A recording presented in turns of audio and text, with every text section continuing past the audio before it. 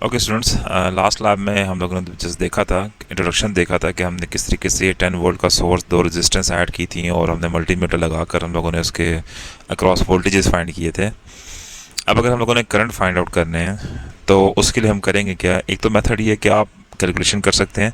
आप कह सकते हैं कि यहाँ पर लेट्स से 5 वोल्ट एग्जिस्ट कर रहा है R1 के अक्रॉस और इसकी रेजिस्टेंस 470 है, तो I इक्वल टू V/R से आप फाइंड कर सकते हैं इसकी वैल्यू।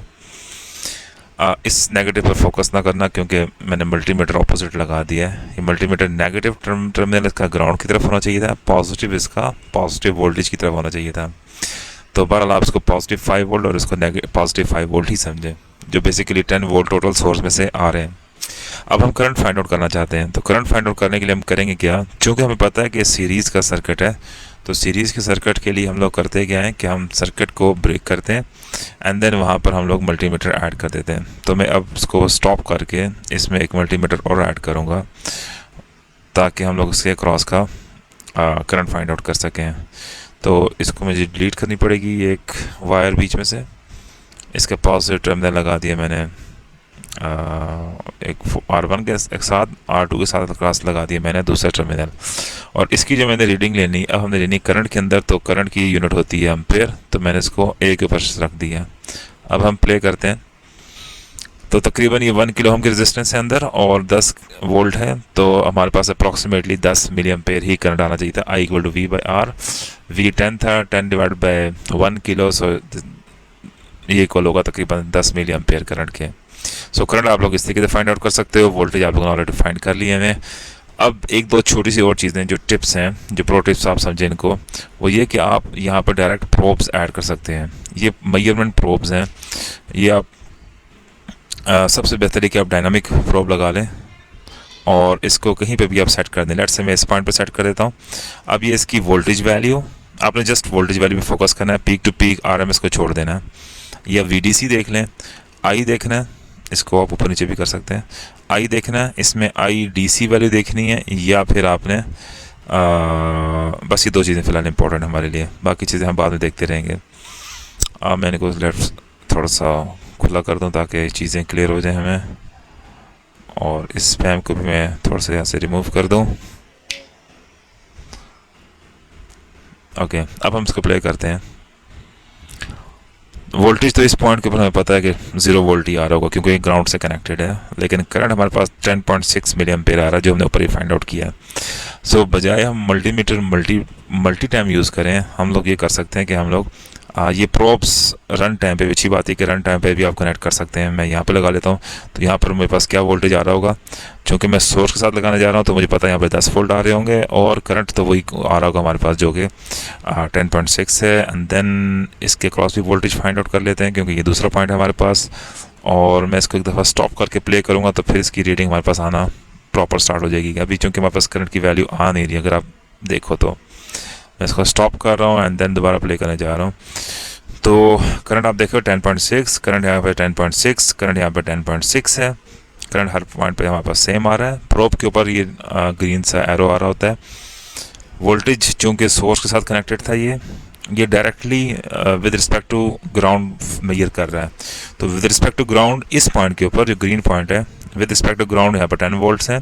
5 वोल्ट अगर इसने कंज्यूम कर लिए तो रिमेनिंग वोल्टेज यहाँ पर इस लाइन के ऊपर प्रोब 3 वाले पॉइंट के ऊपर आपके पास 5 वोल्ट रिमेनिंग है, और वो 5 वोल्ट इस R2 में कंज्यूम हो जाएगा, तो रिमेनिंग यहाँ वोल्टेज यहाँ पर 0 बच जाएगा जो कि इसके अंदर आ रहा है। सो ये एक इंपॉर्टेंट चीज़ थी जो मैंने कहा बता दूं। एंड देन जल्दी से एक और चीज़ वाइंड अप कर दूं मैं कि हमारे पास अगर मल्टीपल रेजिस्टेंसेस हैं और हमने RT फाइंड करना है, टोटल रेजिस्टेंस फाइंड करनी है, तो टोटल रेजिस्टेंस फाइंड करने के लिए आप इसी कंपोनेंट को यूज़ कर सकते हो, यानी मल्टीमीटर को यहाँ पर यूज़ कर सकते हो। और मैं जल्दी से एक रेजिस्टेंस और ऐड कर देता हूँ ताकि हमारे पास थोड़ी सी डिफरेंट वैल्यूज़ आना स्टार्ट हो जाएं। 470 ही की हम लोग एक रेजिस्टेंस और कनेक्ट कर देते हैं और वो कनेक्ट करते हैं इसके बिल्कुल पैरेलल के अंदर। इसको मैं बंद कर देता हूँ और इसको हम करते हैं क्लॉकवाइज ताकि इसकी थोड़ी सी लुक बेहतर हो जाए। अंदर इसको यहाँ कनेक्ट किया और इसको मैंने इधर कनेक्ट कर दिया। सो 470 अब एक पैरेलल में कनेक्टेड है। मैं यहाँ से मल्टीमीटर उठा रहा हूँ, यहाँ मल्टीमीटर मैंने प्लेस कर दिया और अब इस मल्टीमीटर के क्रॉस मैं वैल्यू फाइंड करने जा रहा हूँ। इसमें मैं क्लॉकवाइज रोटेट दे दूँ और वो होगी रेजिस्टेंस की। मैंने आर वैल्यू फाइंड करनी है, तो आर फाइंड करने के लिए हम लोग इस पर डबल क्लिक करेंगे और यहाँ से ओहम सेलेक्ट कर लेंगे, आर की यूनिट, एंड अब हम इसको प्ले कर देंगे। सो ये अब यहाँ पर आर टी की वैल्यू देगा। इशू ये कि अभी 10 वोल्ट का जो सोर्स है वो भी एक्टिव है। आपको आपने क्लास में सीख लिया होगा कि अगर आपके पास वोल्टेज, या थ्योरी में आपने सीख लिया होगा कि वोल्टेज सोर्स को आरटी फाइंड करते वक्त हम क्या करते हैं और करंट सोर्स को हम आरटी फाइंड आउट करते हुए हम क्या करते हैं। तो वो आपने मेथड अप्लाई करना है, एंड देन आरटी आपने जिस पॉइंट पर फाइंड करना है, यानी अगर R3 के पैरेलल में फाइंड करना है तो आप R3 के पैरेलल कनेक्ट करोगे, R1 के पैरेलल फाइंड आउट करना है। It depends on the question कि क्वेश्चन आपको क्या है। और नॉर्मली हम करते क्या है कि हम सोर्स के पैरेलल में फाइंड आउट करते हैं। तो अगर सोर्स के पैरेलल में फाइंड करना है तो हम सोर्स को रिमूव कर देंगे और इस मल्टीमीटर को उठाकर हम लोग लगा देंगे सोर्स की जगह के ऊपर। मैं इसको थोड़ा हॉरिजॉन्टल रोटेट कर दूं ताकि पॉजिटिव टर्मिनल, खैर रेजिस्टेंस में फ़र्क नहीं पड़ता पॉजिटिव नेगेटिव टर्मिनल से। यहाँ पॉजिटिव एंड देन ये नेगेटिव, डबल क्लिक, इसको रेजिस्टेंस पे शिफ्ट कर दिया और इसको हमने प्ले कर दिया। सो आपके पास 705 ओम रेजिस्टेंस आ रही है। तो 470 ओम, 470 ओम, 2 ओम अगर आपके पास रेजिस्टेंसेस पैरेलल के अंदर हों तो हम किस तरह फाइंड करते हैं, हम सिंपली इसको डिवाइड बाय 2 कर देते हैं। सो 470 डिवाइड बाय 2, 235 प्लस सीरीज़ में 470 ओम की रेजिस्टेंस आ रही है, तो टोटल 705 रेजिस्टेंस ओम की रेजिस्टेंस आपके पास एग्जिस्ट कर रही है, जिसको आप RT भी बोल सकते हैं, आप R इक्विवेलेंट भी बोल सकते हैं। सो स्टूडेंट्स, ये जस्ट इंट्रोडक्शन था। इसके बाद जो आपको वीडियो मिलेगी उसके अंदर हम लोग प्रॉपर लैब टास्क के साथ उसको काम करना स्टार्ट कर देंगे।